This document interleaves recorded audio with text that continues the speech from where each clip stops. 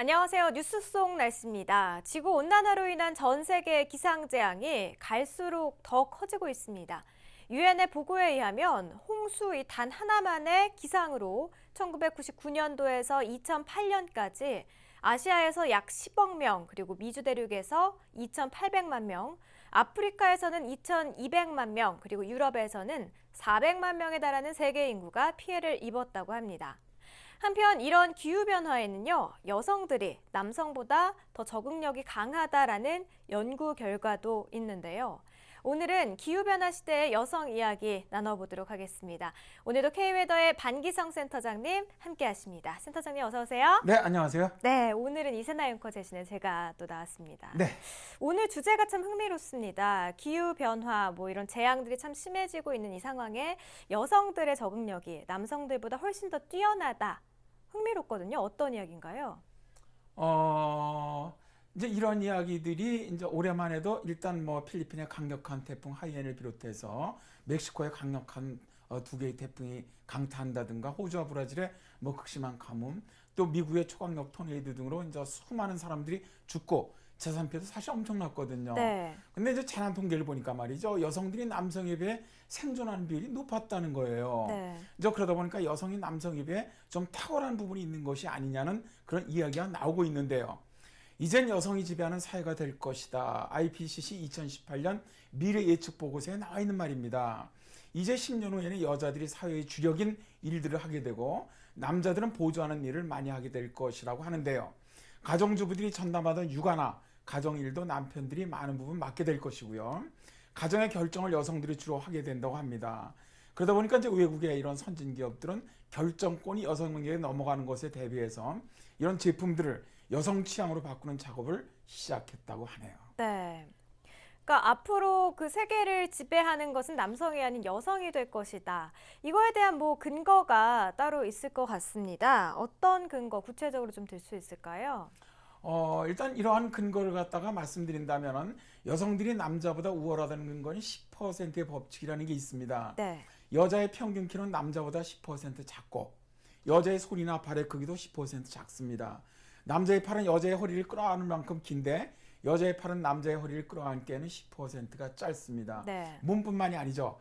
여자 밥그릇의 용종은 남자 밥그릇보다 10% 적고 숟가락 면적이나 젓가락 길이도 10%가 짧답니다. 다 작고 짧아요. 네.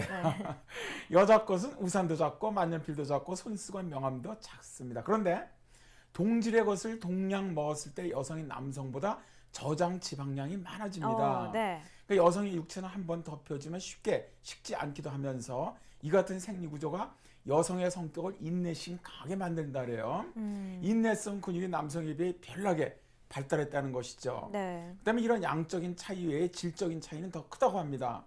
환경이나 병균이나 스트레스 등 주변 조건에 남성보다 10에서 한 최고 50%가 더 강한 것이 여성이라고 해요. 네덜란드 학술원 회원인 보이텐 티크 박사의 연구에 보면 말이죠. 이미 태어나기 전에 죽는 태중 사망률에서 남아가 여아보다 25%가 높습니다. 태어날 때 죽는 비율도 54%, 유아기 사망률도 27%가 남자가 더 높죠. 네. 곧 생명의 질에서 남자가 여성에 비해 뒤져도 한참 뒤진다는 겁니다. 그렇군요. 조금 전에 이런 말씀하셨어요. 여성의 그 지방 저장률이 그 양이 남성보다 훨씬 더 많다. 이 이야기를 하셨는데요. 이게 바로 기후변화에 적응을 잘할 수 있는 이유 중에 하나가 될 것 같아요. 어떻습니까? 네, 그렇습니다. 이제 학자들이 가장 먼저 꼽는 것은 여성의 피하 지방은 남자보다 두꺼워서 기후변화에 적응력이 강하다는 거죠.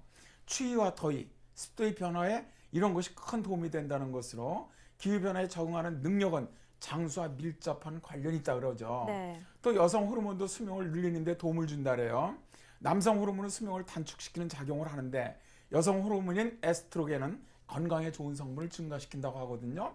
여성 호르몬이 혈관에 나쁜 콜레스테롤이나 노폐물이 쌓이지 않게 돕기 때문에 여자가 남자보다 혈압이 쉽게 오르지 않고 심근경색이나 협심증 등의 성인병의 위험이 적다는 건데요. 바로 이런 특성이 심각한 기후변화로 나타나는 폭염이나 혹한 많은 비 심각한 기상제에 적응을 쉽게 만든다는 겁니다. 네. 또 인내력도 증강시킨다고 하는데요. 시각이나 청각, 후각, 촉각 등 모든 감각을 완벽하게 차단시킨 통 속에 들어가서 얼마나 버텨내나 하는 실험에서 네. 여자가 평균 15시간이나 더 어. 버텨낸다는 결과도 있습니다. 이 얘기는 이제 극심한 기후변화에 남성보다 여성이 훨씬 더 잘 적응하고 살아남는다는 것이죠. 네, 그러니까 뭐 물리적인 것뿐만 아니라 여성들의 일반적인 그런 성격적인 측면에서도 봤을 때 기후변화에 훨씬 더 적응력이 빠르다라고 볼 수 있을 것 같은데요. 말씀을 듣다 보니까 평균 수명 생각이 났습니다. 통계청에서 발표한 우리나라 남자의 평균 수명이 73.9세입니다. 반면에 여성의 평균 수명이 80.8세라고 발표를 했는데요. 이런 여성이 남성들보다 더 오래 사는 이런 장수의 요인도 기후변화에 쉽게 적응할 수 있는 그런 이유가 될 수 있을까요?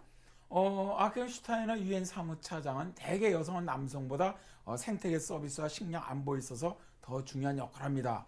그러므로 변화하는 기후에 잘 적응하려면 반드시 여성의 역할에 관심을 가져야 합니다.